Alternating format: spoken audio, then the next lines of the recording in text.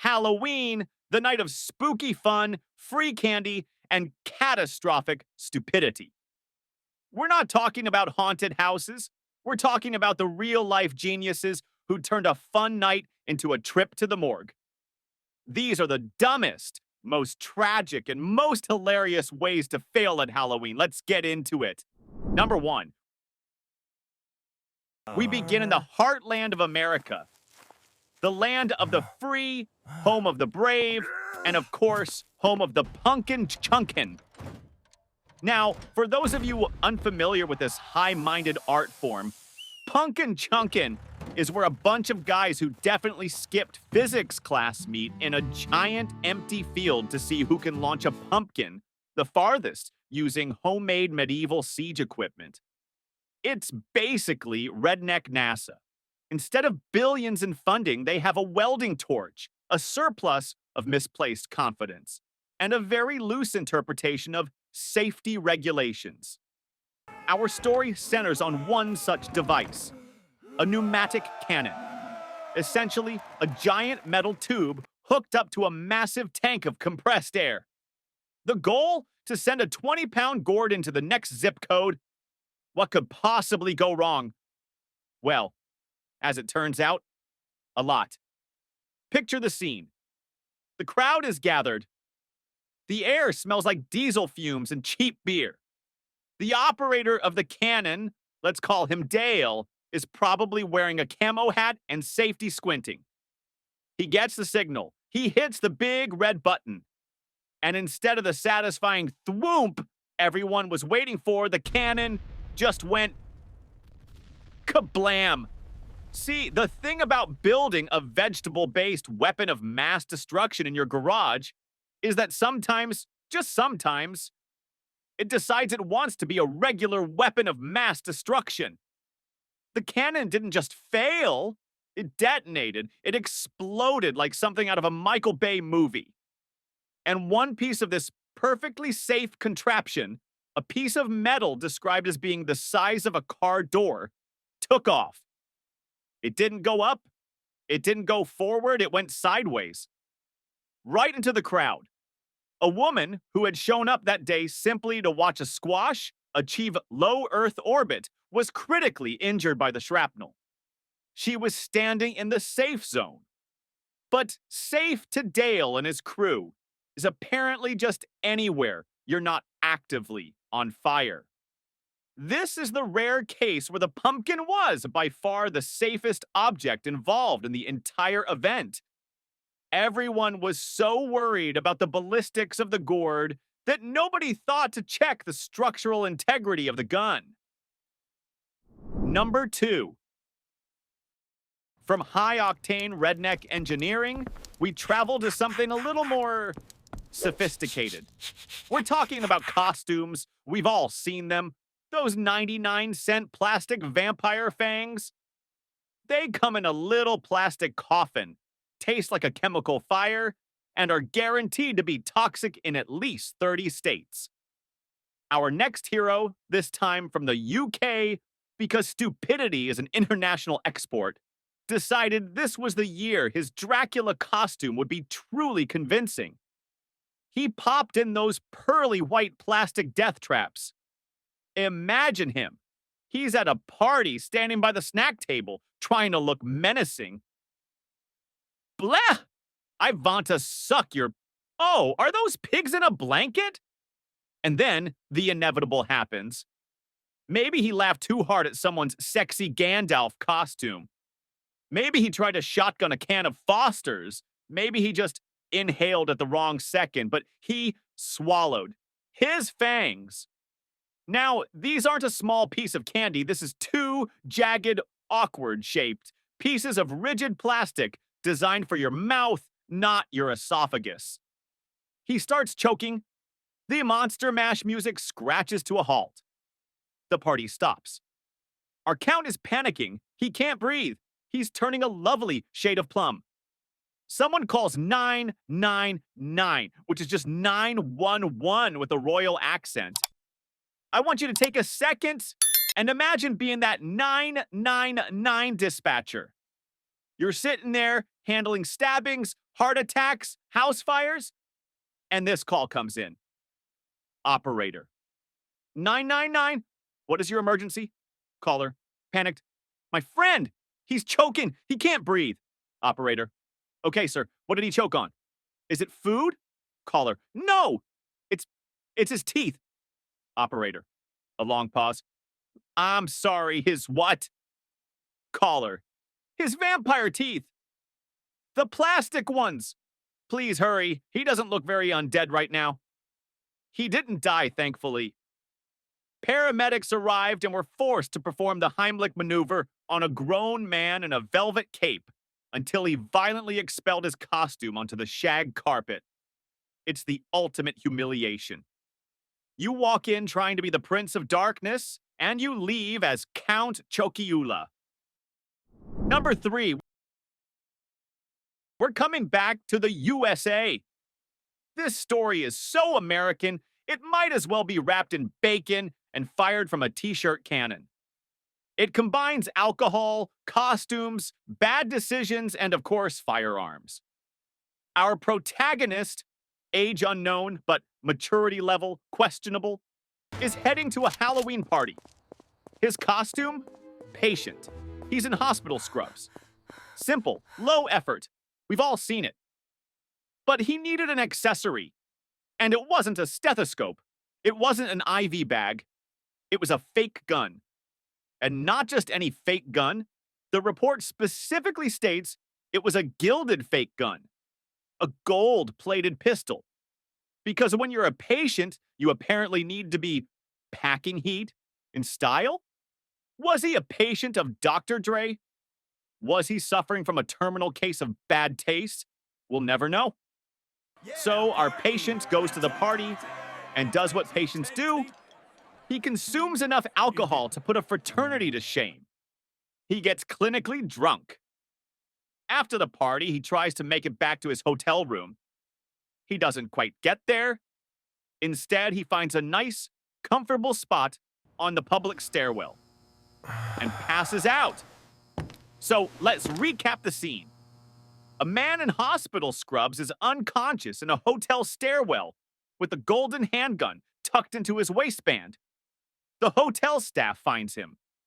They don't poke him with a broom. They see an unresponsive man with a firearm. They do the smart thing. They call 911. The police arrive. They see the same picture. They don't know it's a prop for a bafflingly stupid costume. They see a threat. They draw their real guns. They start shouting, "Sir! Police! Don't move! Show me your hands!" Now, put yourself in our hero's shoes. You are in an alcoholic coma. You're being jolted awake by loud, terrifying shouting.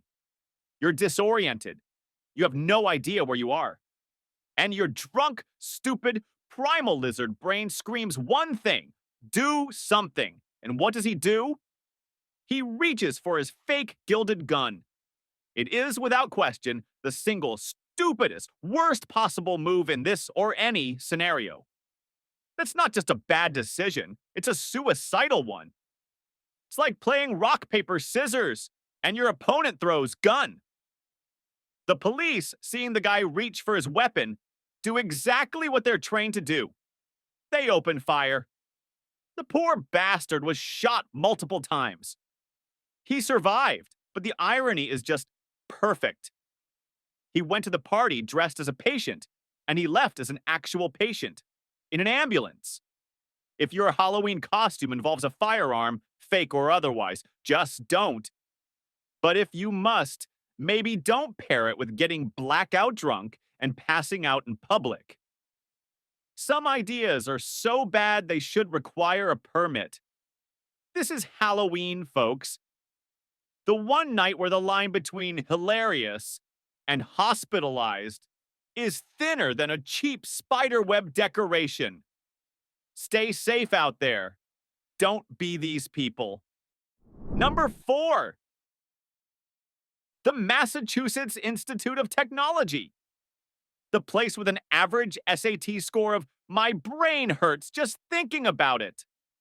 This is where the smartest human beings on the planet gathered to invent the robots that will eventually kill us all.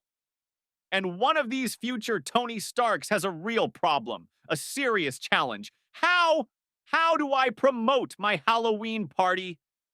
Now, you or I, we'd make a Facebook event. We'd print a flyer with a shitty, dripping blood font. But this is MIT. That's boring. That's for the simpletons over at Harvard. Our resident genius thinks, I need something with impact. Something that really pops. Something that says, our party is going to be the bomb.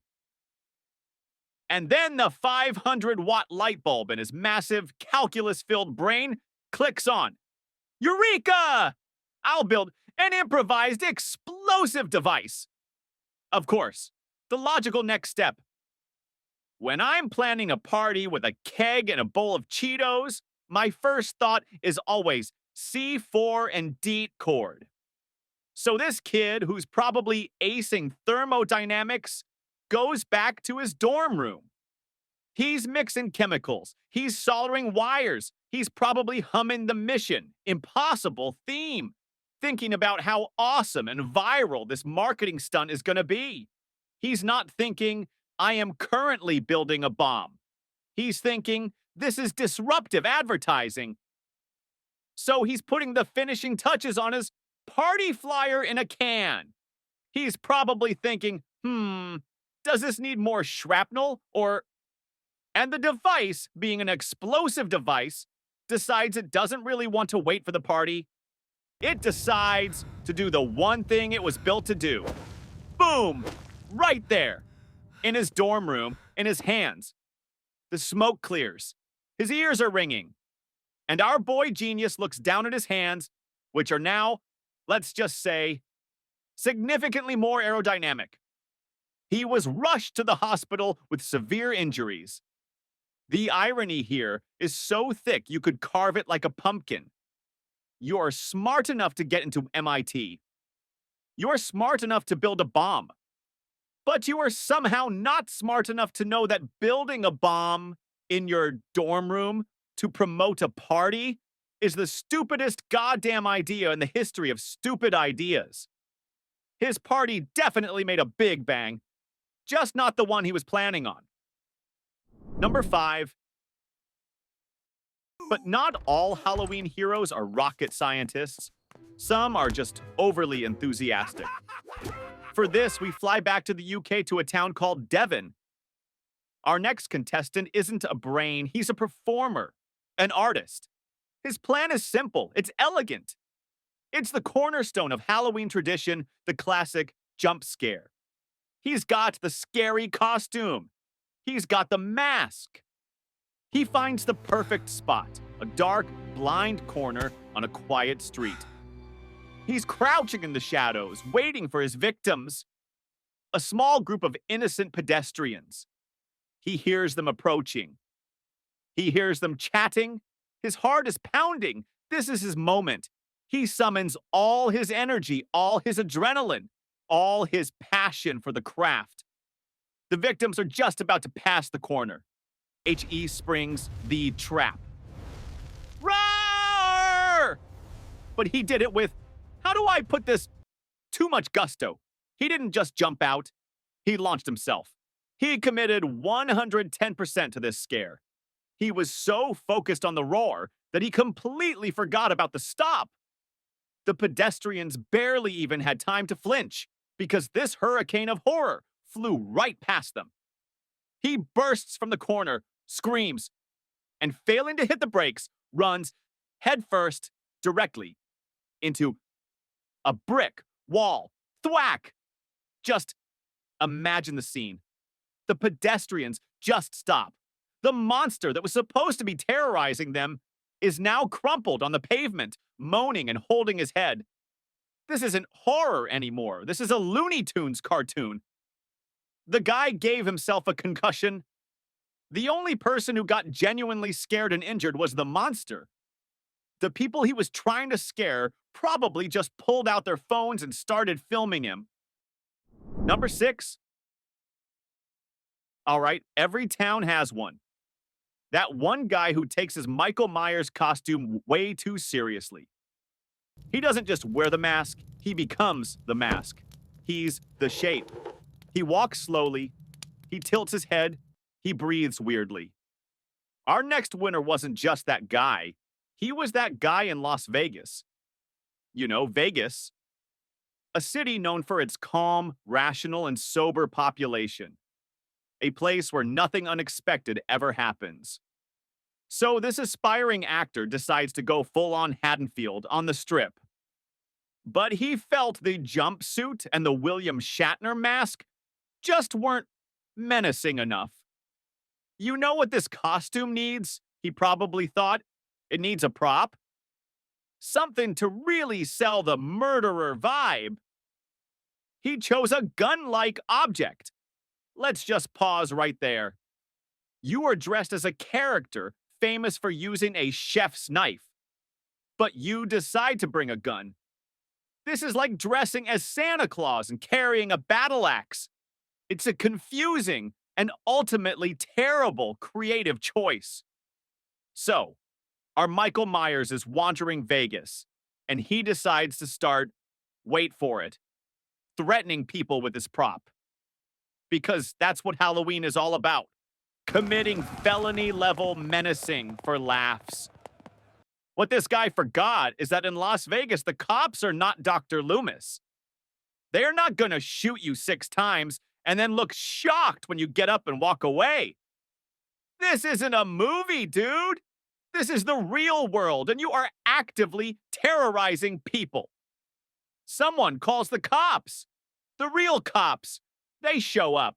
They see a man in a terrifying mask, threatening the public with what looks like a real gun. They gave him warnings. And when he didn't listen, well, they did exactly what you'd expect Vegas cops to do when faced with an active shooter, even one dressed like a movie monster. He was shot and killed.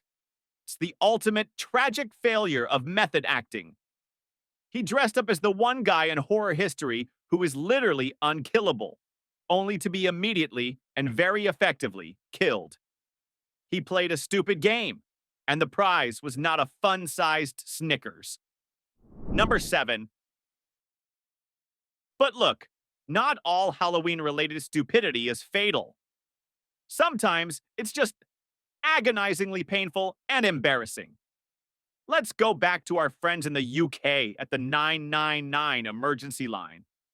The same people who handled Count Choke-ula. Halloween is their Super Bowl of what the hell is wrong with you calls. One year, they reported a massive surge in calls about cheap carnival contact lenses. You know the ones. You're trying to be a sexy vampire or a convincing zombie, so you go online.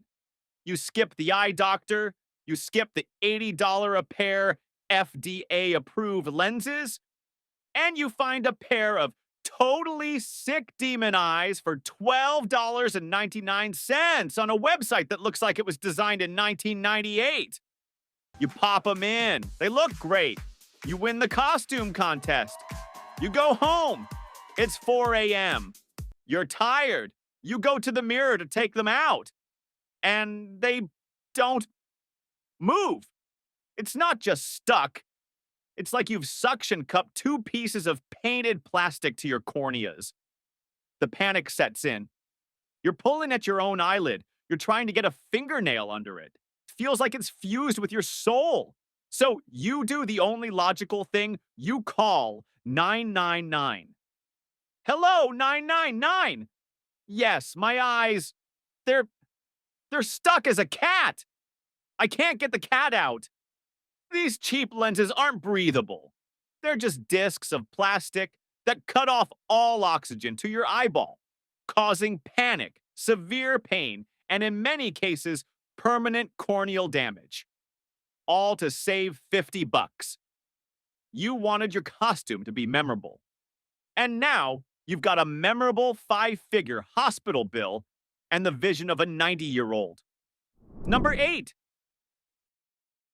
But if you think that's a bad way to lose your sight, how about losing, well, everything?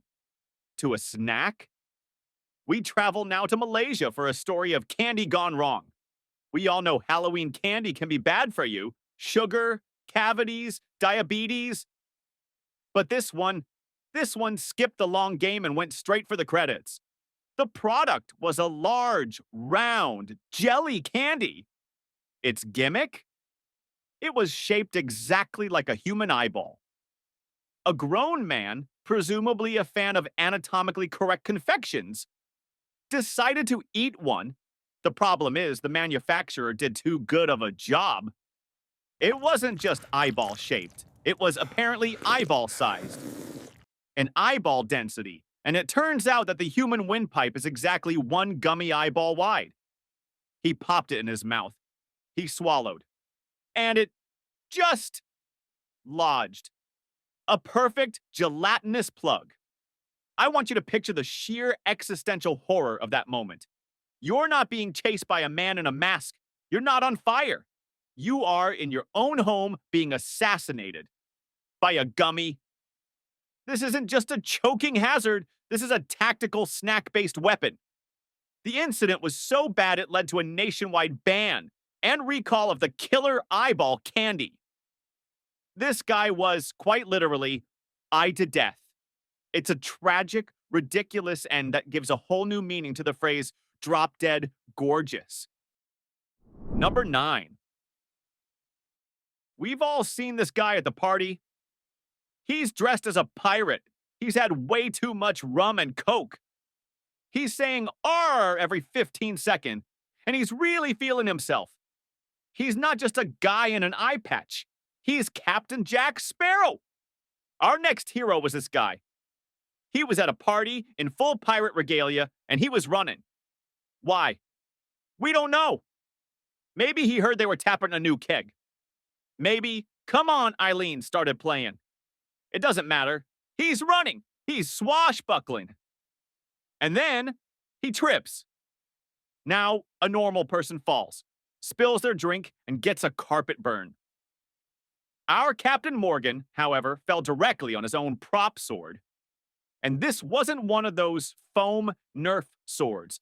This was one of those $12.99 Party City specials. The ones made of hard, brittle plastic that's safe for kids, but also somehow has a point on it like a prison shiv. He didn't just bonk himself. The rather sharp edge of this cheap toy impaled him. He fell on his own sword and gave himself a deep, penetrating stomach wound. Imagine explaining that in the ER. What happened, sir? I was bested. By who? An attacker? Nay, by my own plastic cutlass and the living room rug. He went from Captain Jack to Captain, needs a stitch in one spectacular, unepic-looking fall. That's not a pirate's death. That's not even a cool scar. That's just a self-kebab. Number 10. Welcome to Chicago. A high school chemistry teacher decides he's going to be the cool teacher for Halloween. He's not just going to hand out candy. He's not going to show hocus pocus. He's going to do science. His big showstopper, he's going to demonstrate a combustion reaction inside a carved pumpkin. You can already see where this is going, can't you? He gets a big jack-o'-lantern. He hollows it out. And then he starts pouring in chemicals. Methanol, boric acid, just standard highly flammable liquids in a vegetable stuff. He's basically building a gourd-nade in front of 30 teenagers. He lights it. And instead of a spooky green glow, kablooey! The pumpkin detonates. It explodes. It becomes a high-velocity, chemical-soaked shrapnel bomb. Pieces of hot, burning pumpkin fly across the classroom. Students are screaming. Several kids get hit with the fallout. One girl suffers facial and eye injuries. Congratulations, Mr. White. You just taught your class an unforgettable lesson. Chemical reactions are cool, but they're way cooler when they turn your Halloween decoration into a Claymore mine. Pop quiz. How do you get tenure?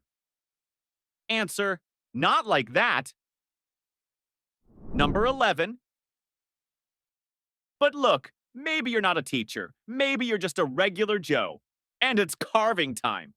A normal person gets that little orange-handled scoop and saw from CVS. It takes you 45 minutes, your hand cramps up, and the triangle eyes look all jagged. But you're not a normal person. You're an extreme person. You've been watching too much Home Improvement. You hear Tim Allen grunting in your head. You go to the garage. You walk past the knives. You walk past the Dremel tool. And you grab the chainsaw. Your plan: carve this 10-pound pumpkin in 30 seconds flat. Maximum power. The problem? 1. A chainsaw is a high-torque, gas-powered tool of pure, unadulterated dismemberment. 2. A pumpkin is a round, slippery, unstable orb. These two things do not go together. But that doesn't stop our hero. Every year, ERS across this great nation fill up with guys who try this exact move. They hold the wobbly pumpkin with one hand, and they come at it with the running chainsaw in the other. This isn't carving. This is a physics exam that you're about to fail. The chain catches. The saw kicks back. And suddenly, you're not carving the spooky face. The chainsaw is carving you. These guys stumble into the emergency room, holding a bloody towel to their arm or leg, trying to explain to a nurse that they lost a fight to a vegetable. By God, the pumpkin might be in pieces, but it took a chunk of you with it. Number 12. We go to Germany. 2018, a Halloween party. A 16-year-old boy wants to impress his friends. He doesn't bring a cool costume. He doesn't bring booze. Number. He goes into his dad's nightstand and brings his father's handgun. His thinking, which is just breathtaking in its stupidity, was, don't worry, guys. I'm pretty sure it's just a toy. Or, probably not loaded. This is the kind of rock-solid confidence you never want to hear from someone holding a firearm. So, what does he do? He starts jokingly aiming it at his friends. Because that's hilarious. It's the ultimate party game. Is it a prop, or am I about to end your entire college career? He points it at a girl. He pulls the trigger. Surprise! It wasn't a toy. And it was loaded. He shot and killed her. The joke immediately and very permanently stopped being funny. This is a special category of stupid. It's a win-a-lifetime of regret and a manslaughter charge kind of stupid.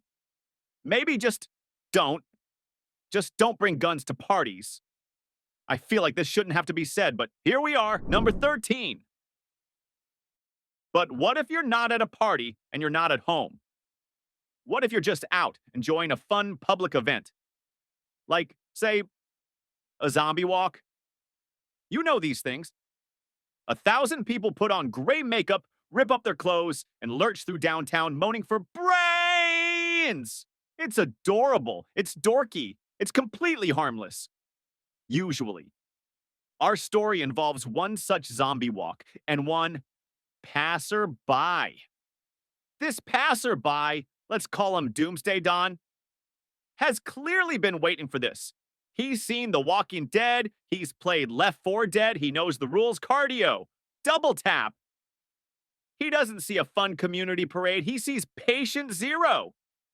He sees the goddamn apocalypse starting right in front of the local Starbucks. One of the zombies, just an actor, a guy named Steve, probably an IT consultant, gets a little too close, lurching in character. Don, in a heroic blaze of self-defense, pulls out his real gun. And he shoots the zombie. He just shoots the guy. I want you to imagine the scene. Don is standing over this poor dude in corn syrup and latex, probably wondering why he isn't dissolving or getting back up.